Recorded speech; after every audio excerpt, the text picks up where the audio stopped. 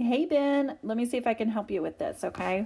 What you're doing is you are doing substitution. Now, I sent another video that hopefully will help, but what we're looking for is where these two lines intersect, okay?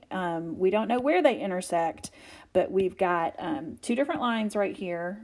And what we are wanting is we want that point right there where those two lines intersect. Okay, now your homework has given you some hints. Isolate the x on the right equation. That's just because this one is prettier. You'll learn another method where it's elimination, and it takes that out of it. But this method is substitution, and this equation right here is just easier to look at. It's prettier. So what I'm going to do is I am going to solve 2x plus 2y equals 20 for x. And that's what I'm going to do first. So I've got 2x plus 2y equals 20. They've told me to solve for x. I could solve for y if I wanted to. It doesn't matter, but they've told me to solve for x. So I'm going to go ahead and do that. So I've got 2x. I'm subtracting 2y from both sides. So 2y minus 2y. I'm doing that to both sides.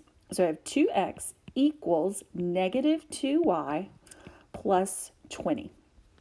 Okay, my next step is to divide both sides by 2. And I get x equals negative y, okay, because negative 2 divided by 2 is negative 1, plus 10. Okay, so I've got x equals negative y plus 10. Now what I'm going to do is I am going to go back to this equation right here, and I am going to plug in negative y plus 10 for this x right there. Okay, and when I plug that in, I'll only have one unknown. So let me look at this. So I've got 11x plus 5y equals 50. Okay, I am going to take this x value and I'm going to plug it in right here. So I'm going to take that x out and I'm going to put in negative y plus 10. So here we go. I've got 11. Okay, and instead of x, I'm going to put in negative y plus 10. Okay, and then I have the rest of my equation. Plus 5y equals 50. Okay, 11, we've got to distribute here. 11 times negative y is negative 11y plus 110 plus 5y equals 50. Now, you've been solving equations all year, so you should be able to solve for y.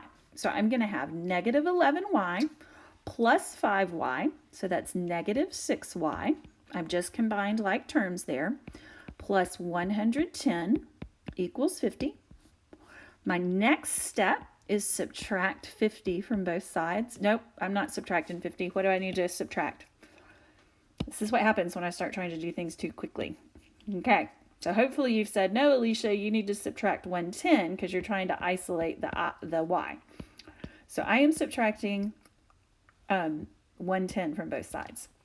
When I do that, I get negative 6y equals negative 60. Okay, I divide both sides by negative 6.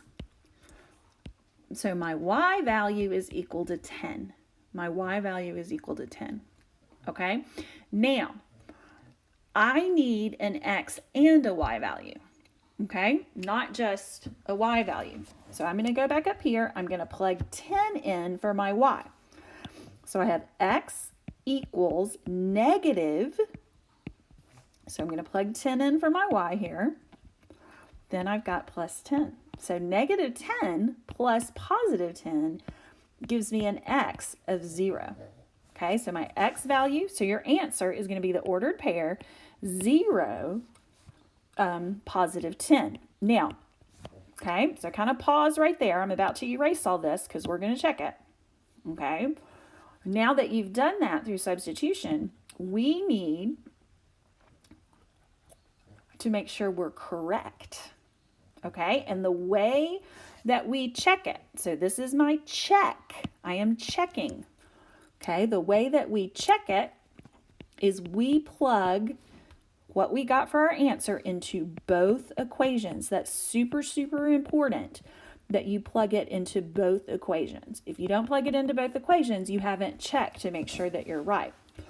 So I have 11x and x is 0. So I have 11 times 0. I've just plugged that 0 right there in for my x. Okay. Plus 5 times 10 equals 50. Anything times 0 is 0. 5 times 10 is 50. Okay, so we know it works for this one, but it's got to work for both. It's got to work for both. Okay, so now I'm going to check my second one. So I have 2x and x is 0 plus 2y and y is 10. So we're multiplying right there. Equals 20. 2 times 0 is 0. 2 times 10 is 20.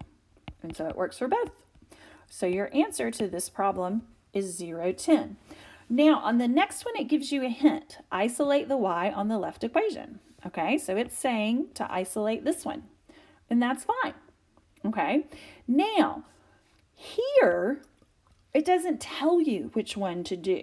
Okay, it doesn't matter. You can isolate for the x or you can isolate for the y.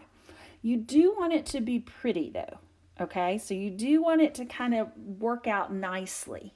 Now you will learn about another method called elimination probably tomorrow, and that makes it all work out to where you're not dealing with a lot of fractions. So be careful what you solve for, because you do want to try to avoid fractions if you can. Sometimes you can't, and fractions are part of life, and we have to do fractions. But, you know, play around with it a little bit and see what you get. Okay, talk to you soon.